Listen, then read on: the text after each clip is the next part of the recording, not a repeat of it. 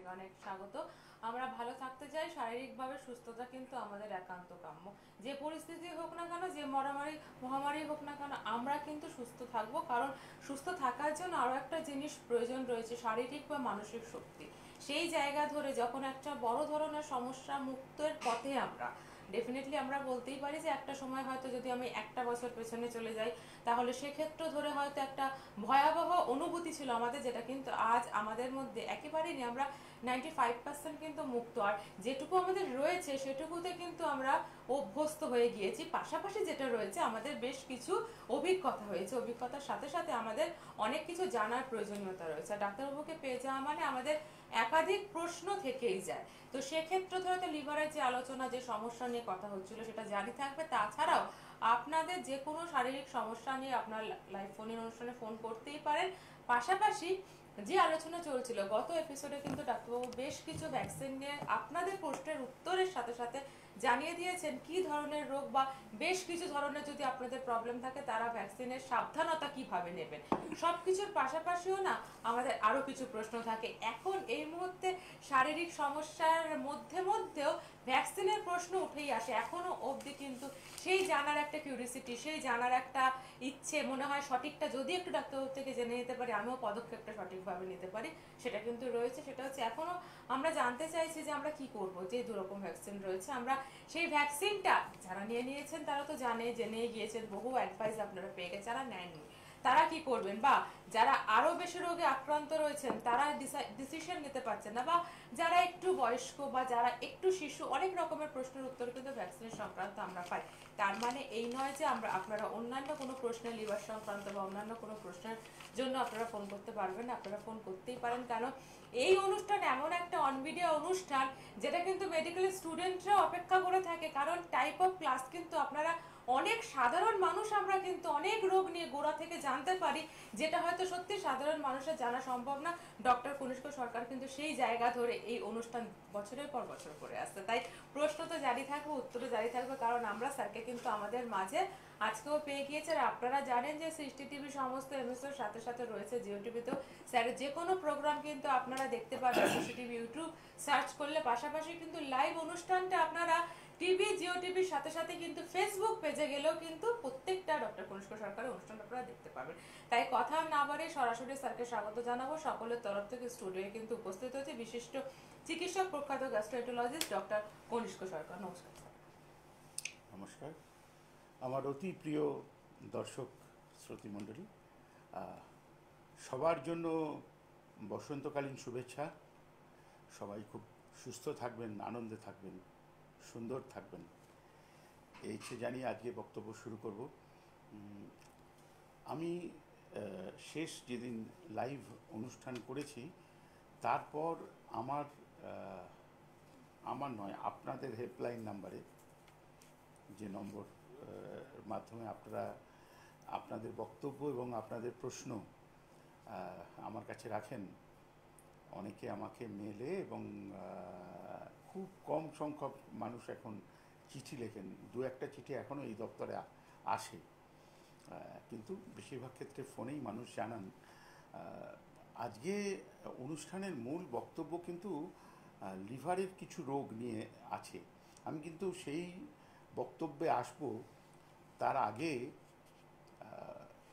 আপনাদের অনেক মানুষ ফোন করেছেন কয়েকটা পয়েন্ট ক্লিয়ার করবার জন্য, কয়েকটা ব্যাপারে জানবার জন্য। তো সেইগুলো একটু আমি ছুঁয়ে যাব, কারণ যেগুলো মানুষের আমাদের ভাষায় বা ইংরেজিতে আমরা বার্নিং ইস্যু বলি, মানে এখনকার সমস্যা, জ্বলন্ত সমস্যা, মানে এখনই নেভাতে হবে, যে যা জ্বলছে তাকে এখনই নেভাতে হবে, মানে এখনই সমস্যার সমাধান বা সমাধানমূলক উত্তর মানুষের পাওয়া দরকার। তো সেই ব্যাপারে আমি একটু আলোকপাত করব। দুটি আলাদা আলাদা প্রশ্ন। প্রথম হচ্ছে এই ভ্যাকসিন নিয়ে প্রশ্ন। প্রচুর মানুষ জিজ্ঞেস করেছেন, আমি আলাদা আলাদা করে নাম বলছি না, জিজ্ঞাসা করেছেন যে মানে তারা কনফিউজড এই কারণে যে যে দুটি ভ্যাকসিন এখন ভারতবর্ষে উপলব্ধ, যেটা দেওয়া শুরু হয়ে গেছে এবং প্রতিদিনে প্রায় 65 থেকে 75 লক্ষ মানুষকে দেয়া হচ্ছে। আমি তো হিসেব করে এরকমভাবে বলতে পারি প্রায় 1.25 কোটি মানুষকে দেয়া হচ্ছে, এরকম আহ, ভাবে চলছে জিনিসটা। যত মানুষকে দেয়া হচ্ছে আর যত মানুষ নিতে চাইছেন, যাদের দেয়া হয়ে গেছে তাদের মনেও প্রশ্ন, এবং যারা নেবেন তাদের মনেও প্রশ্ন।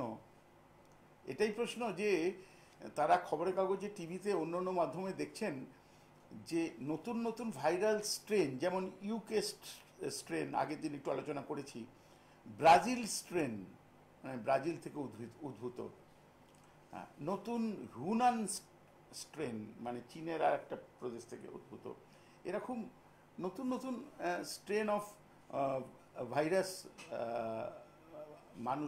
মানুষের জাতিকে, মানব জাতিকে আক্রান্ত করছে। তো তারা বলছেন আমরা কি এই ভ্যাকসিন যেটা এখন উপলব্ধ আছে এটাই নিয়ে নেবো, কারণ এটা থেকে তো ওই ভাইরাসের এগেনস্টে কোনো রকম ইমিউনিটি মিলবে না। তো সেই জন্য আমরা কি অপেক্ষা করব সেই রকম ইমিউনিটি আছে সেই ভাইরাসের এগেনস্টে ভ্যাকসিন কখন আসবে সেই জন্য, না এই ভ্যাকসিনই নিয়ে নেবো, পরে ওই কথা চিন্তা করব। এই ব্যাপারটা পরিষ্কার করে দিই যে আপনি আপনার হাতের কাছে বলতে আপনার কোউইন অ্যাপের মাধ্যমে আপনার কাছে, আপনার বাড়ির সব থেকে কাছাকাছি সেন্টারে আপনাকে আহ্বান করা হচ্ছে বা আহ্বান করা হবে ভ্যাকসিন নেবার জন্য। যে ভ্যাকসিন হবে আপনার জন্য উপলব্ধ হবে, আগে সেটা নিয়ে নিতে হবে।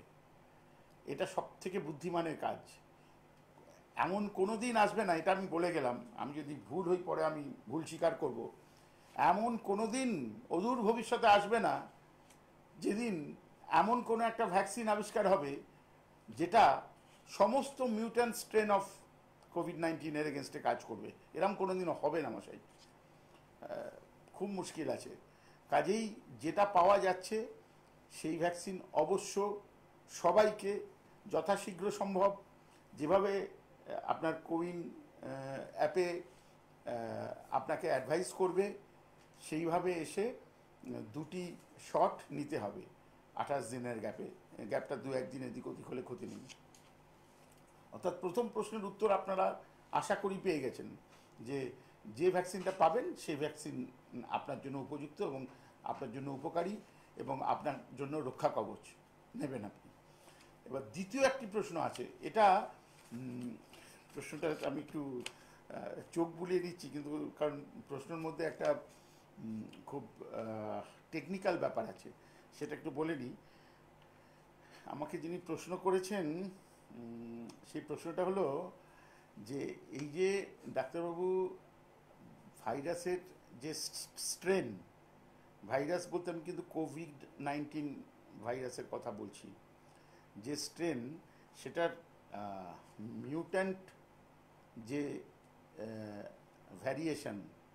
ভার্সন যেটা আসছে, তো সেইটার এগেনস্টে আমরা তো এই ভ্যাকসিনটা নিয়ে নিলাম, তাতে আমাদের অনেকটা প্রোটেকশন হয়ে গেল, কিন্তু সেইটার এগেনস্টে আমরা কি করব, সেইটার এগেনস্টে আমরা কি প্রোটেকশন নেব? কারণ ভ্যাকসিন দুটো নিয়ে নেওয়ার পরে প্রতিটা মানুষের মধ্যেই এরকম একটা কনফিডেন্স তৈরি হয়, এবং আমি সেই কনফিডেন্সকে শতকরা 100% সমর্থন করি। মানে এরকম যেন মানুষের মনে না হয় যে দুটো ভ্যাকসিন নেওয়ার পরও তার মনে ঠিক আগের মতোই ভয় রয়ে গেল যে আমি ওই নতুন স্ট্রেনে তো আমাকে ভ্যাকসিনেশন করা হয়নি, নতুন স্ট্রেনের এগেনস্টে ভ্যাকসিন করা হয়নি, অর্থাৎ আমাকে সে আগের মতোই নানা রকমের সাবধানতা অবলম্বন করে চলতে হবে। এরকম যদি মানুষের মনে হয়, বিশ্বাস করুন 90% ভারতীয় মানসিকতা, আমি ভারতে জন্মেছি, ভারতের এক প্রান্তে বড় হয়েছি, আমারও তাই মানসিকতা, সেই মানসিকতা আমি বুঝি, আপনারা সবাই বোঝেন। সবাই মনে করবেন তাহলে এত কষ্ট করে, এত বিশাল টাকা খরচা করে এই দুটো ভ্যাকসিন নিলাম কেন? একই রকমভাবে যখন চলবো, অর্থাৎ আপনি মোটেই একই রকমভাবে চলবেন না মশাই। আপনার যে কোভিড-19 ভাইরাস আমাদের ভয় দেখাচ্ছিল তার এগেনস্টে আপনি উপযুক্ত প্রোটেকশন নিয়েছেন, অর্থাৎ আপনার ভ্যাকসিনেশন দুটো হয়ে গেলে তার কিছুদিন পর থেকে আপনি ওই ভাইরাস সংক্রান্ত আপনার যে বিপদ তার থেকে আপনি মুক্ত, কাজে আপনাকে মোটেই ওই ভয়ের মধ্যে থাকতে হবে না। কিন্তু নতুন যে স্ট্রেন তার এগেন্সে কী করবেন আমি বলছি, একটা ফোন নিয়ে উত্তর দেবো। হ্যালো, হ্যাঁ, নমস্কার ডাক্তারবাবু। নমস্কার। হ্যাঁ, আমি অভিষেক রায় বলছিলাম, শিমুরালি থেকে। শিমুরালি নদিয়া। হ্যাঁ, শিমুর আলী। হ্যাঁ, শিমুরালি নদিয়া। হ্যাঁ হ্যাঁ, শিমুর আলী, আমি জানি তো, বলুন বলুন। বলছি ডাক্তারবাবু, আমার দুটো সমস্যা রয়েছে। একটা দেখুন, আমি ছোট কম বয়সে, আমার ছোটবেলায় খেলতে গিয়ে আমার একটা পায়ে লেগেছিল, ঠিক আছে? তো সেই ব্যথাটা তো সেই সময় আমি ওই তখন ক্রেপ ব্যান্ডেজ বেডে টেডে কোন রকম ইয়ে করেছি, কিন্তু এখন দেখছি আমার ইদানিং যে আমি হাঁটাহাঁটি করলে বা অনেকক্ষণ দাঁড়িয়ে থাকলে কনস্ট্যান্ট, তো ওই পেনটা আমার হচ্ছে খুব। বলুন, আমি পুরোটা শুনছি। তারপর? তো হওয়ার পরে তো আমি আমার লোকালি এক ডাক্তার দেখালেন, বললেন যে এক্স রে করতে। এক্স রে করিয়ে এক্স রে রিপোর্টও দেখা হয়েছে। তো তাতে কোনো যে হাড়ের কোন রকম কিছু ক্র্যাক ট্র্যাক বা কিছু সেসব কিছু নেই। তো উনি কতগুলো আমাকে মালিশ করার জন্য এসে বললেন যে এগুলো করতে ধীরে ধীরে এটা কমে যাবে, কিন্তু তাতে দেখলাম কোনো রাস্তা বেরোচ্ছে না, এখনো সেই জিনিসটা রয়ে গেছে। এটাকে কি করা সম্ভব, আমাকে বললে খুব ভালো হতো। হ্যাঁ, আমি একটু আগে নিজে ক্লিয়ার হতে চাই। আপনি বললেন যে ছোটবেলা খেলতে গিয়ে পড়ে গেছিলেন, তাই বললেন তো? হ্যাঁ। তো কি খেলতে গিয়ে পড়ে গেছিলেন? খেলতে গিয়ে ফুটবল খেলতে গিয়ে।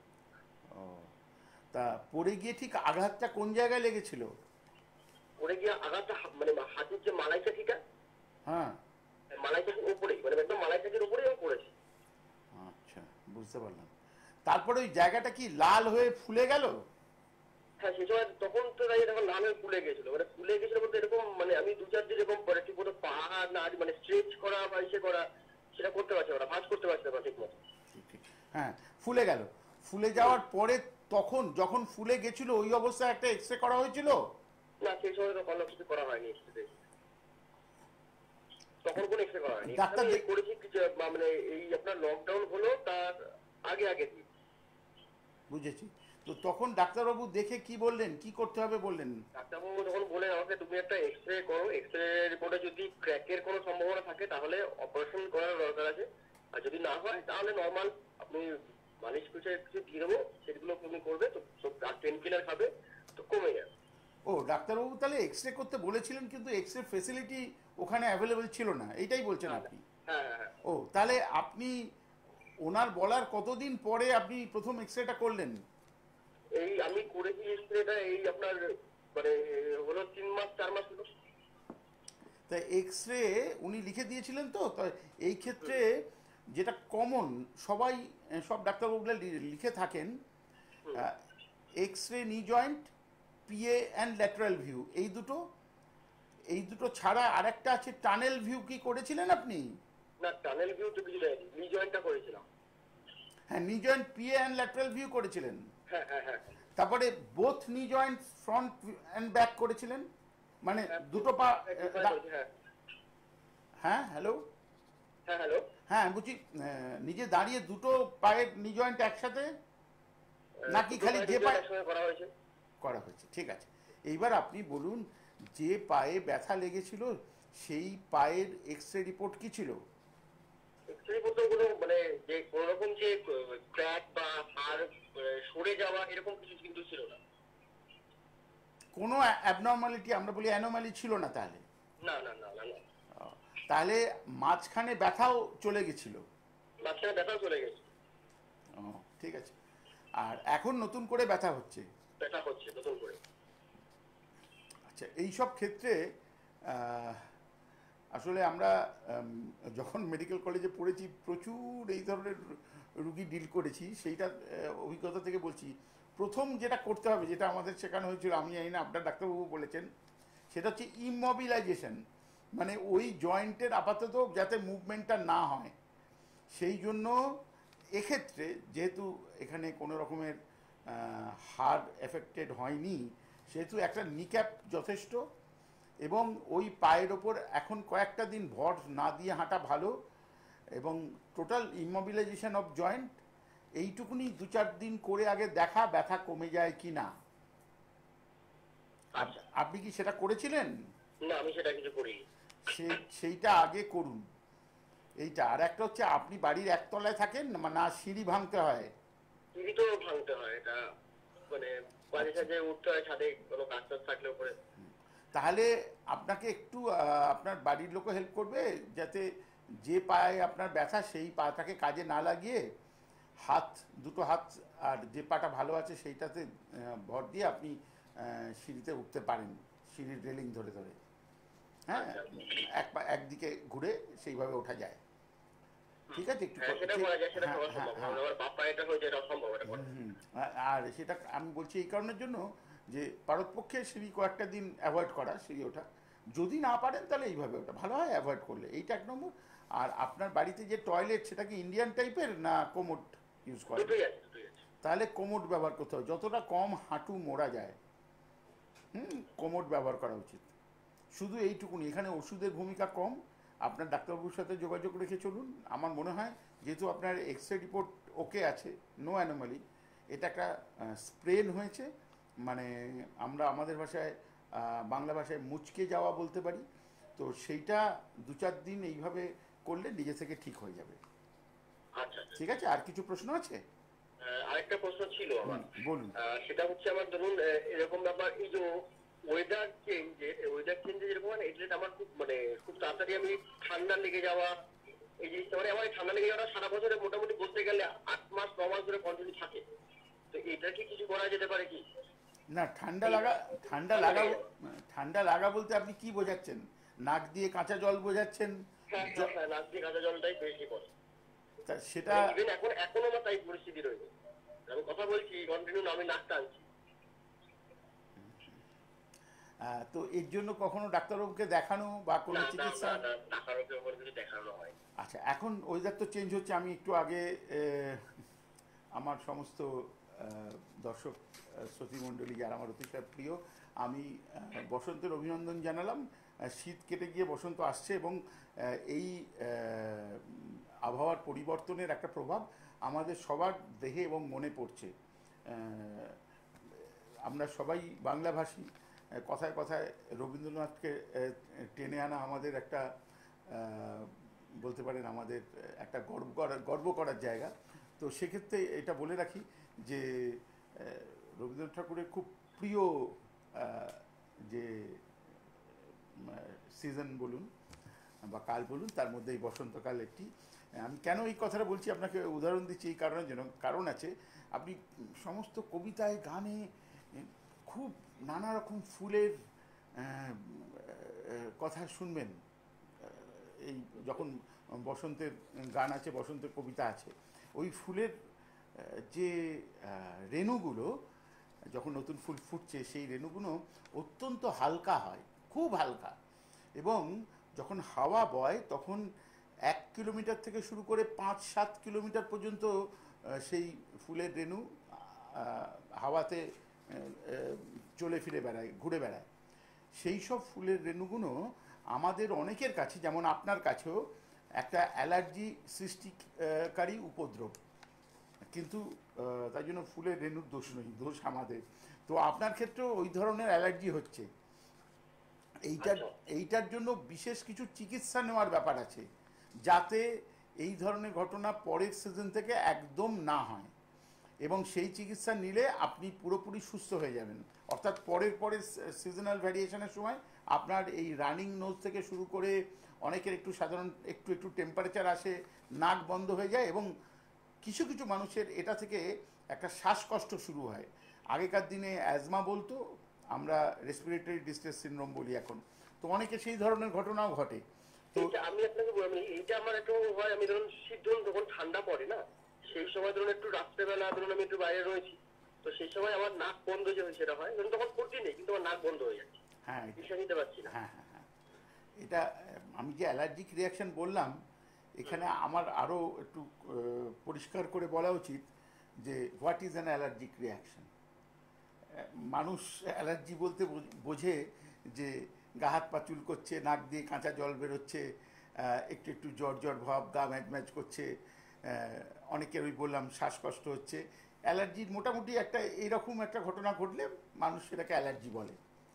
আসলে আমাদের ডাক্তারি ভাষায় এবং আমাদের কনসেপ্টে আমরা যেভাবে এটা কনসেপচুয়ালাইজ করি, অ্যালার্জি মানে হচ্ছে আমাদের দেহের মধ্যে, আমাদের কোষের মধ্যে, আমাদের রক্তের মধ্যে, আমাদের সিস্টেমের মধ্যে নানা রকম কোষ আছে। তার মধ্যে বিশেষ বিশেষ কিছু কোষ যেগুলোর সেল ওয়াল, আপনি সবাই কোষের বাইরের যে আবরণী সেটাকে সেল ওয়াল বলে জানেন, সেই সেল ওয়ালটা ডিস্টেবিলাইজ হয়ে যায়। এই destabilisation of the cell wall মূলত একটা বিশেষ সেলকে, ধরুন আমরা যদি টি সেল বলি, কারণ তাহলে আমার ওইসব সেলের ভেতরে অনেক কিছু বলতে হবে, ওই জন্য আমি একটা কথা সেরে দিলাম, সেটা টি সেল বলি।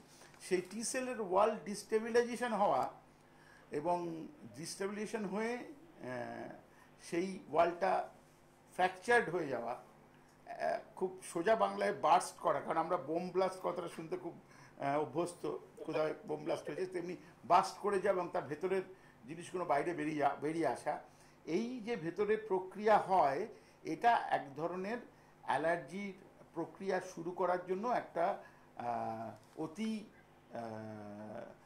উপযোগী এবং অত্যন্ত দরকারি ঘটনা। এটা না ঘটলে অ্যালার্জির যে একটার পর একটা যে ম্যানিফেস্টেশন সেগুলো হবে না।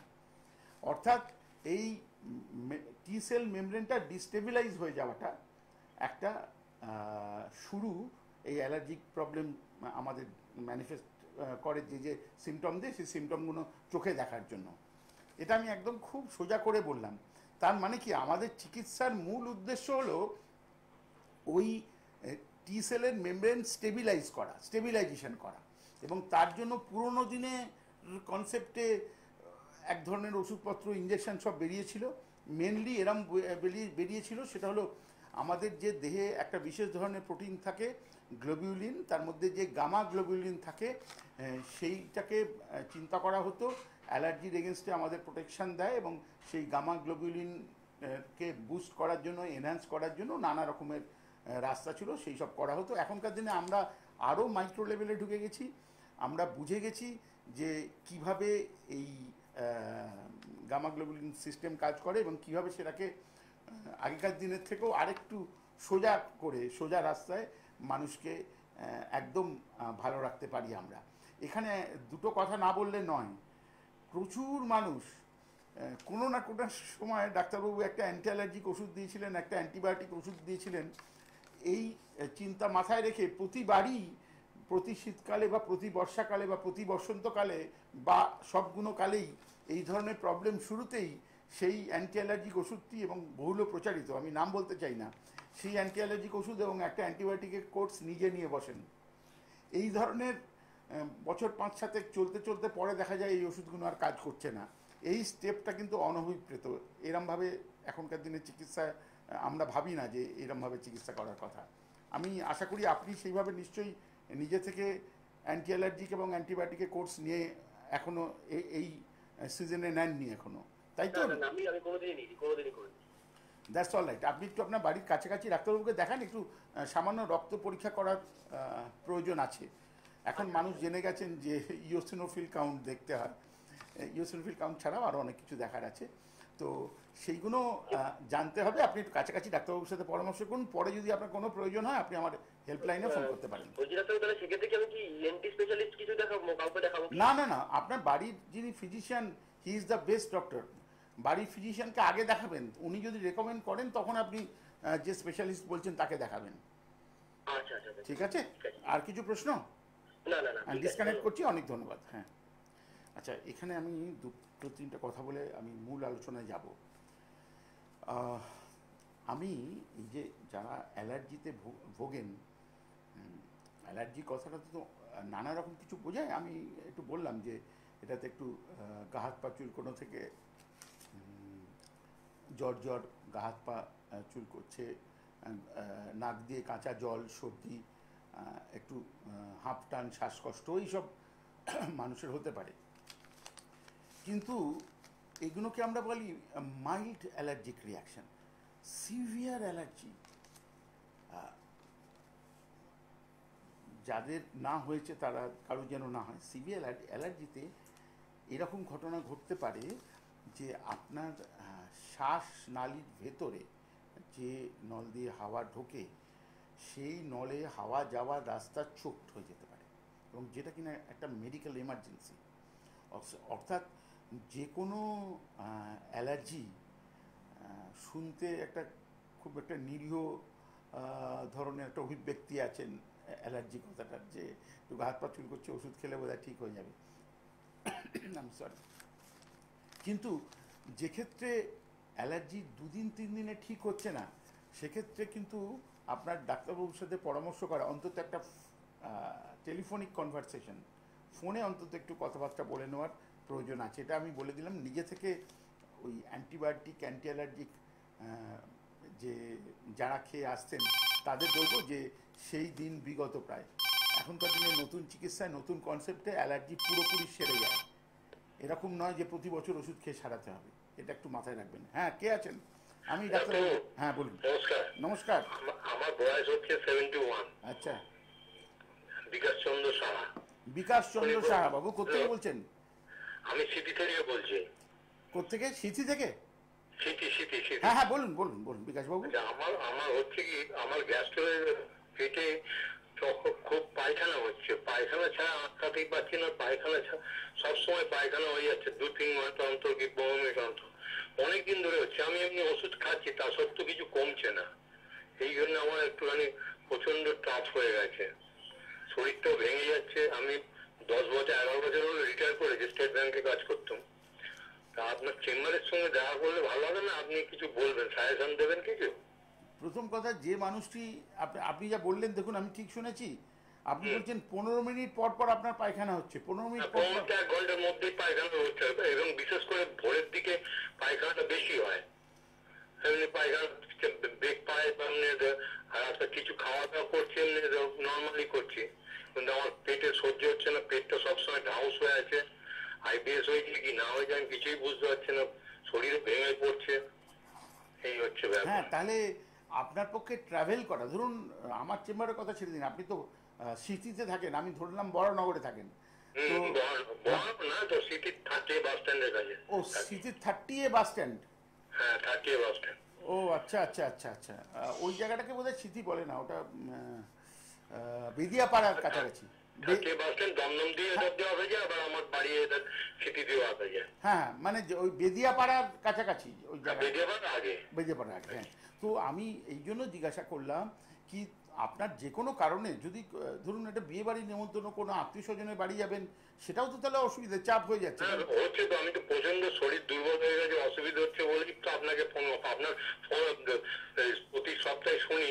সেই জন্য ভাবছি যে আপনার রিসেপশনে ফোন করেছিল, আপনার ভদ্রমহিলা ধরেছিল, উনি বললেন যে আপনার সঙ্গে রাত্রিবেলা কথা বলতেন, তারপর দেখা করতেন।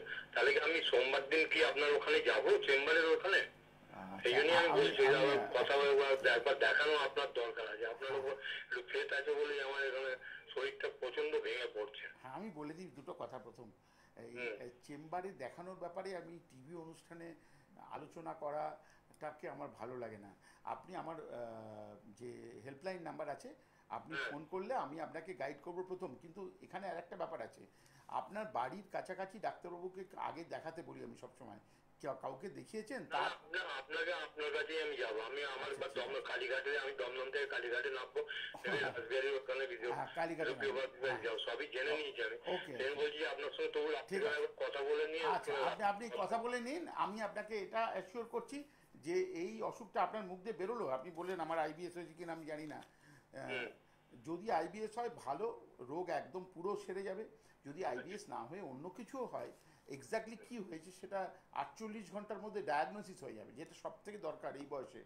আর 48 আওয়ার্সের মধ্যে ডায়াগনোসিস হয়ে যাবে এবং ট্রিটমেন্ট হবে। আপনার তাহলে আমি সামনে সোমবারে গিয়ে কথা বলবো। আপনি তো ডেলি বসেন, সোম থেকে শুনি, সবই শুনে নিয়েছি। সেইভাবে করে তাহলে আপনার অ্যাপয়েন্টমেন্টের ব্যাপারে আগে অ্যাপয়েন্টমেন্ট নিতে, বলবো তাহলে আপনার সাথে রাত্রে। হ্যাঁ ঠিক আছে, আগে অ্যাপয়েন্টমেন্ট নিয়ে। ঠিক আছে, অনেক ধন্যবাদ, ভালো থাকুন। আমি কথা বলে দেবো রাত্রিবেলা 10টার পরে ফোন করে। ঠিক আছে, থ্যাংক ইউ, ভালো থাকুন। হ্যাঁ হ্যাঁ, মিস্টার শাহ, হ্যাঁ হ্যাঁ। আমি আমার প্রিয় দর্শক শ্রোতৃমণ্ডলীর একটা ছোট্ট নিবেদন রাখি। এই চেম্বারে দেখানো, আপনাকে দেখাবো এইগুলো আমার ফোনে হেল্পলাইনে বললে ভালো। টিভিতে আলোচনা করাটা অনেক অনেক বেশি প্রচারধর্মী হয়ে যায়। এটা এই অনুষ্ঠানের যে মূল সুরটা তার সাথে একটু অমিল হয়। আমাদের অনুষ্ঠানের মূল সুরটা হলো মানুষের যে শারীরিক এবং মানসিক অসুবিধে, কষ্ট, রোগও বলতে পারেন, সেক্ষেত্রে ব্যাপারটাকে পরিষ্কার করে সোজা করে বুঝিয়ে তার একটা সমাধানের রাস্তা কিভাবে তিনি পাবেন সেই ব্যাপারে আমি একজন সহযোগী হতে পারি, সহকর্মী হতে পারি, সহমর্মী হতে পারি। এই রকম নয় যে আমি সর্ব সমস্যার সমাধানের সমাধানের রাস্তা জানা আছে এরকম একজন লোক, একদম নেই। এখনো পর্যন্ত 2021 সালে পৃথিবীতে এমন অনেক রোগ আছে আমাদের মেডিকেল সায়েন্স সেই রোগ সারাতে পারে না, এখনও আছে, কিন্তু তাদের সংখ্যা দিনে দিনে দিনে দিনে কমে আসছে এবং তার সাথে সাথে নতুন নতুন রোগ বেরোচ্ছে। এখন তো আমরা তো দেখছি কোভিড-19 নিয়ে কি ঘটনা সারা পৃথিবীব্যাপী চলছে আমরা দেখছি, এবং এর পরিপ্রেক্ষিতে এইটুকুনি শিক্ষা আমরা নিতে পারি যে আপনারা অতিশয় অ্যাওয়্যার থাকবেন, সচেতন থাকবেন। কিভাবে, কেন সচেতন থাকবেন?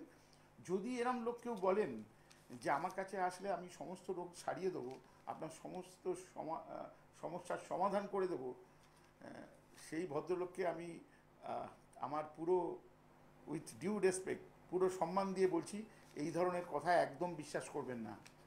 সমস্ত রোগ একজন মানুষ সারাতে পারেন না,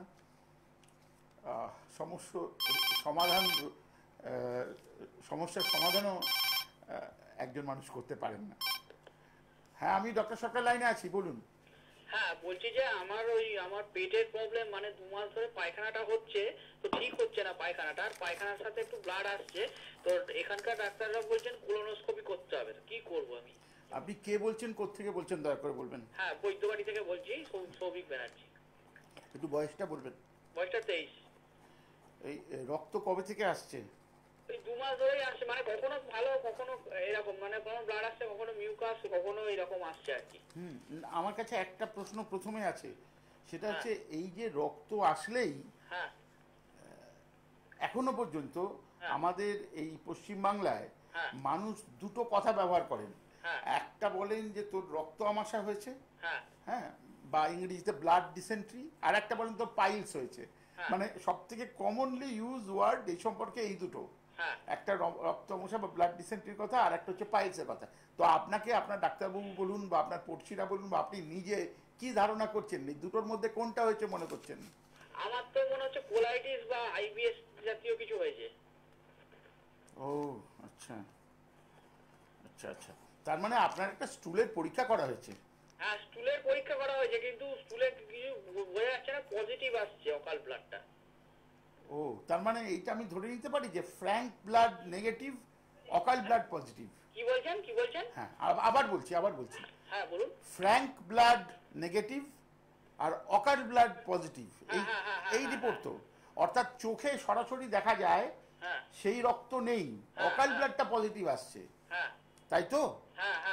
ও আচ্ছা, এইবার এইটা যদি হয় তাহলে যিনি আপনাকে কোলোনোস্কোপি করতে বলেছেন তিনি কি আগে একটা আপনাকে ওষুধের রেজিম দিয়েছেন, একটা প্রেসক্রিপশন দিয়েছেন যে এটা খেয়ে দেখুন, কাজ না হলে কোলোনোস্কোপি করতে হবে, এই কথা বলেছেন? আমি বলতে চাইছি যে আমার এমনি ব্লাডটা নরমাল, কিন্তু অকাল ব্লাডটা পজিটিভ, সেটা দেখা যাচ্ছে না। সেটা আমি আসছি, আগে আমি কোলোনোস্কোপির ব্যাপারটা, কেন কোলোনোস্কোপি ওনার মাথায় এসছে।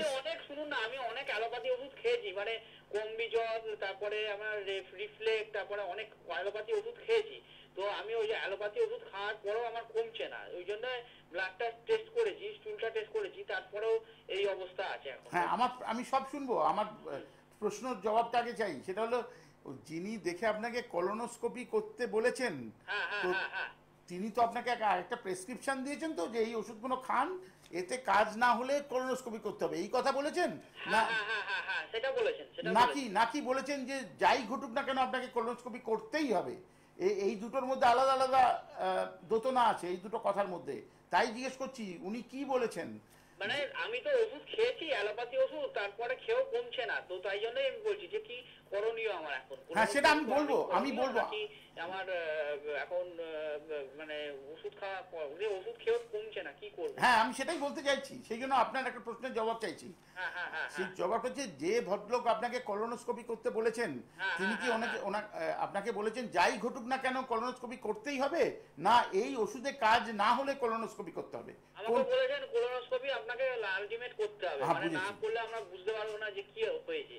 এই কোলোনোস্কোপিটা কি আমি বলবো একটু পেইনফুল বা এর কোনো সাইড এফেক্ট কিছু হতে পারে কি কোলোনোস্কোপি? এটাই তার মানে আপনার দুটো প্রশ্ন সেটা জবাব আপনি চাইছেন শুধু, যে কোলোনোস্কোপির সাইড এফেক্ট আছে কিনা আর কোলোনোস্কোপি পেইনফুল কিনা, এই দুটো প্রশ্ন জিজ্ঞেস করছেন। ক্যান্সার হতে পারে কিনা, এই তিনটে।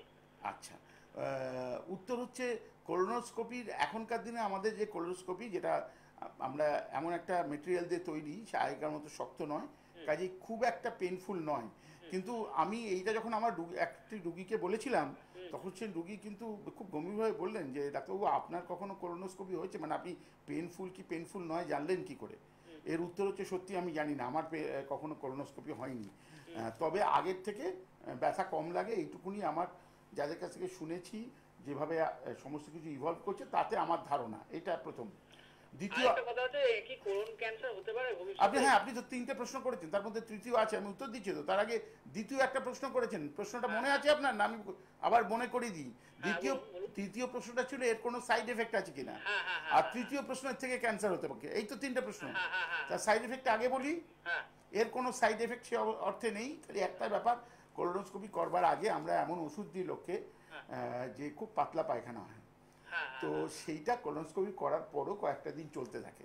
আচ্ছা আমি আরেকটা জিনিস, যেটা হচ্ছে ব্লাডটা যেটা এটা আসছে, এটা কি কোনো বাজে সাইন বা কি কোনো রকম মানে কোনো খারাপ কোনো রোগের কোনো ইঙ্গিত কি ব্লাডটা যেটা আসছে? হ্যাঁ তাহলে আপনি তো আগে তৃতীয় প্রশ্নের কি জবাবটা শুনবেন যে এটা থেকে হ্যাঁ এটা থেকে ক্যান্সার হওয়ার কোনো চান্স নেই।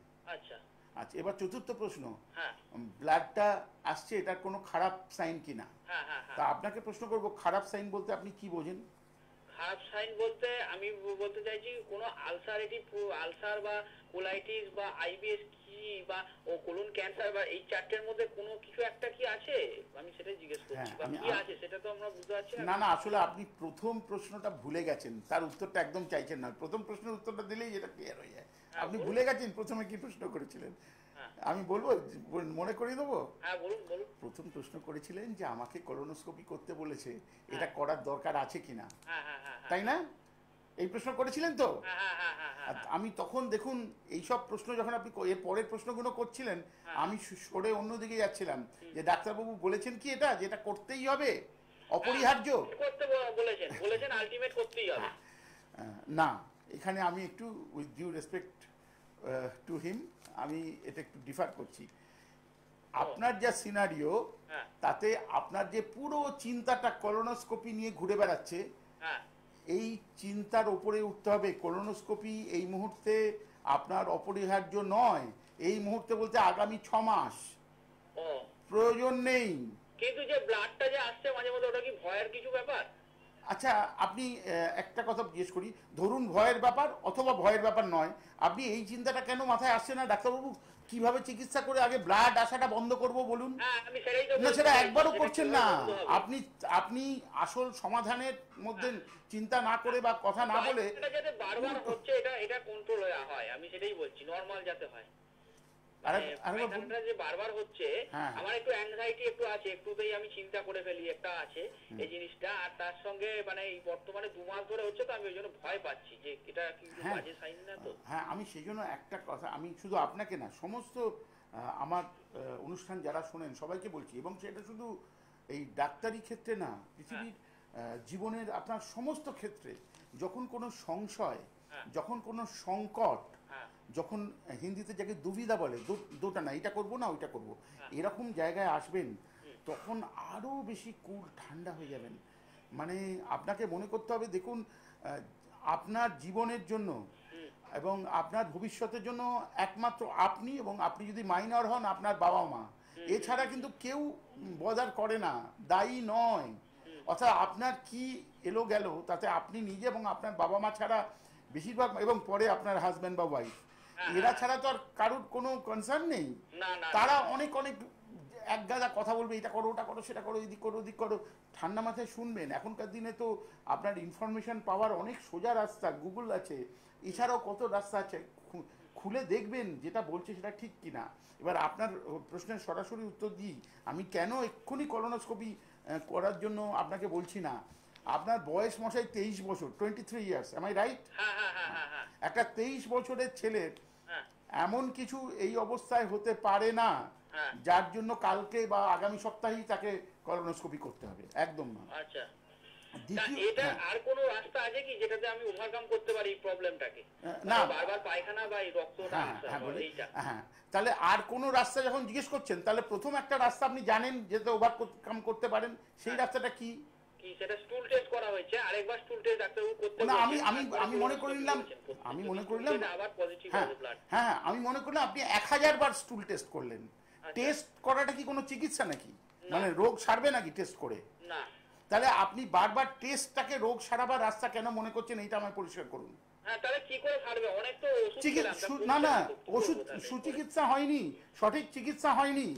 আচ্ছা, আমাকে প্রথমে ডাক্তারবাবু আমাটার ওষুধ দিয়েছিলেন, জানেন তো, কম্বি জল দিয়েছিলেন, আপনি বলেছেন আগে, আমি শুনেছি। তারপরে এইসব দিয়েছেন, তারপরে গ্যাসের ওষুধ দিয়েছেন, এইসব দেওয়ার পরে লিভরাক্স দিয়েছিলেন আবার 1 মাস খেতে। আমি এত অ্যালোপ্যাথি ওষুধের জন্য খাইনি, মানে প্রচন্ড অ্যালোপ্যাথি, আর তারপর শরীর দুর্বল হয়ে যাচ্ছে, ওই জন্য আর খাইনি। তো কি করণীয়?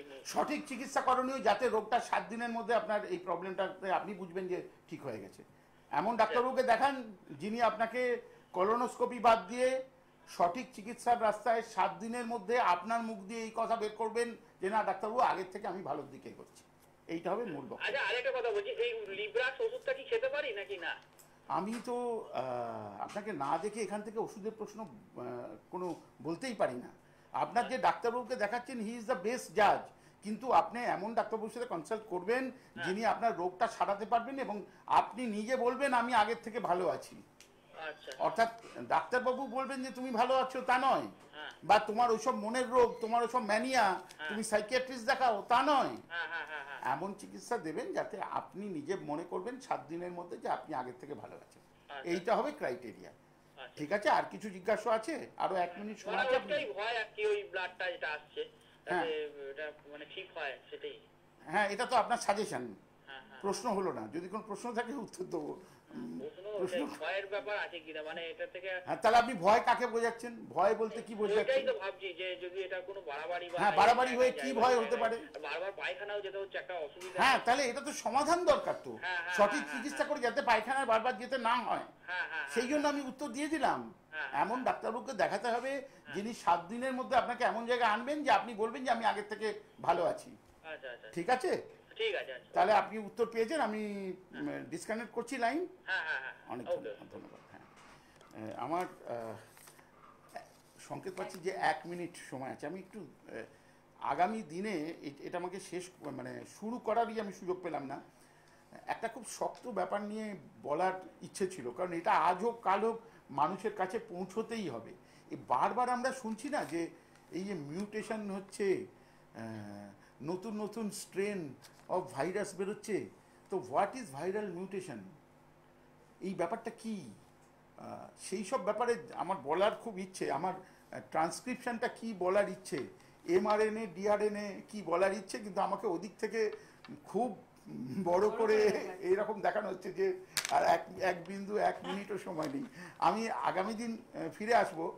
যারা খুব ইন্টারেস্টেড বা যারা ডাক্তারি পড়ছেন তারা একটু চ্যাপ্টারটা পড়ে আসবেন, যদি সেরকম প্রশ্ন থাকে আমি উত্তর দেবো। এবং আমি হার্ট অ্যান্ড সোল নেক্সট উইকে চেষ্টা করব এই রিভার্স ট্রান্সক্রিপ্টেজ থেকে শুরু করে mRNA ডিআরএনএ, কোনটাকে হ্যাপ্লয়েড সেল বলে কোনটাকে ডিপ্লয়েড সেল বলে, সেই করে পুরো জিনিসটার ভেতরে ঢোকার প্রথম পর্বটা শুরু করব। ঠিক আছে, একদম সকলের তরফ থেকে তো ডেফিনেটলি এরকম একটার পর একটা অনুষ্ঠান উপহার পাওয়ার জন্য ডাক্তারবাবুকে ধন্যবাদ। কিন্তু আরো প্রশ্ন থাকলে জমা করে রাখুন পরের সপ্তাহের জন্য। তাছাড়াও যদি ব্যস্ততা থাকে হেল্পলাইন নাম্বার রয়েছে। অনেক ধন্যবাদ ডাক্তারবাবু আপনাকে। সকল দর্শককে ভালো থাকুন, শারীরিকভাবে সুস্থ থাকুন। নমস্কার। দূর আর দূরে নেই অচেনা আচেনা, তাই অচেনাকে জানতে প্রান্তে বা সীমান্তে চোখ থাকবে শুধুমাত্র সৃষ্টিতে। ॐ